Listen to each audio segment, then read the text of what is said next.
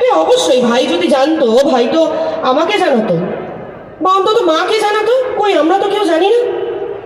তুমি কি ভেবে নিয়েছিলে আমাদের ভদ্রতা, আমাদের আমাদের শালীনতাটা আমাদের দুর্বলতা? তুমি কি করে ভেবে নিলে যে এত বড় একটা কথা লুকিয়ে তুমি আমার ভাইকে ফাঁসিয়ে দিয়ে বিয়েটা করবে, আর আমরা চুপচাপ বসে এখানে মেনে নেব? মিঠি বলে, তোমার সাথে তোমার গলার স্বরটা এরকম অন্যরকম লাগছে কেন? তোমাকে তো এরকম ভাবে আমি কখনো কথা বলতে দেখিনি।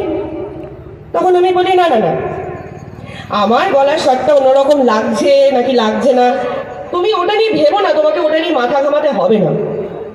বরং আমার ভাইয়ের গলার স্বরটা অন্যরকম লাগে কি না এত কিছু জানার পর, সেইটা একবার তুমি মাথায় রেখো। আর হ্যাঁ, ঠিকই, তোমার সাথে এইভাবে কেউ কোনোদিন কথা বলিনি, কিন্তু কিন্তু এখন কি মনে হচ্ছে জানো তো? এখন মনে হচ্ছে তোমার সাথে ঠিক